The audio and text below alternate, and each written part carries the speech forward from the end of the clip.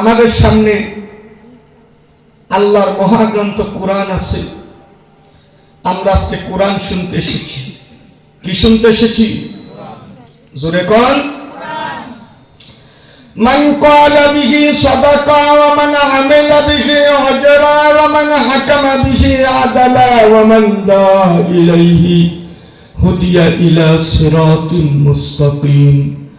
আমার নবী বলেন, যারা কোরআন থেকে কথা বলেছে তারাই সবচেয়ে সত্য কথা বলেছে। ঠিক কি না?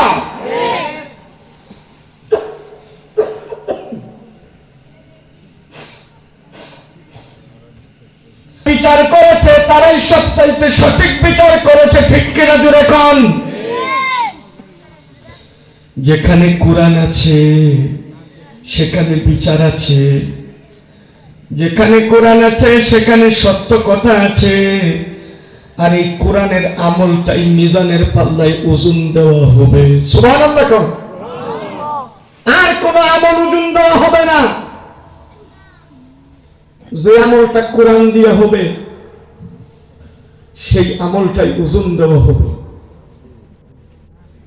এখন আবার কেউ পেছ লাগায়, এই দিক দিয়ে আলা বিশের লোক আছে, হেরা তো ডাইরেক্ট শুনে, বুঝছেন না? হাদিস বলতে পারে, পেছ লাগাবো যে হুজুর আপনি যে বললেন কোরআন ছাড়া কোনো কিছু চাইলে হাদিস কি হবো?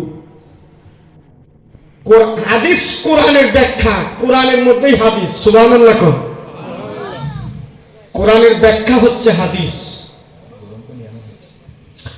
লাগবে না কনসেপ্ট দেন তো বন্ধুগণ।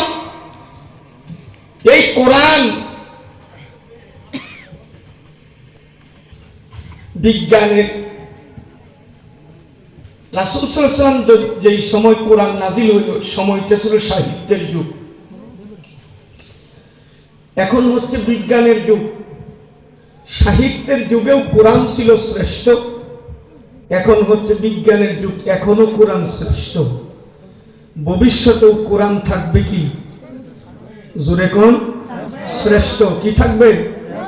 কোরআন আগেও শ্রেষ্ঠ, এখনো শ্রেষ্ঠ, ভবিষ্যতেও। বন্ধুগণ, এই কোরআন, যেই কোরআনের প্রথমে বলা হয়েছে যালিকাল কিতাব হুদাল লিল মুত্তাকিন, this is the book of Allah, there is no doubt about if it is guidance to God fearing people. আমার আল্লাহ বলেন এই কোরআনের ভিতরে কোনো ভুল নেই, ভুল তো দূরের কথা, সন্দেহ মাত্র নেই।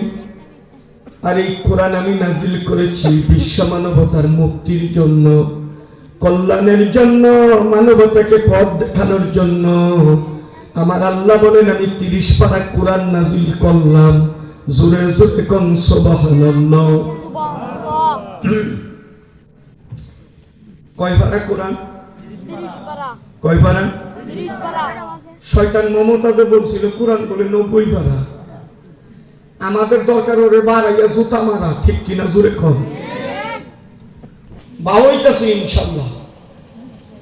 দেশে কোনো ভারতীয় দালাল থাকবে না, থাকবে শুধু বাংলাদেশের লোক। ঠিক কিনা জোরে কোন? আজকে পোলাপান গেছিল ভারতের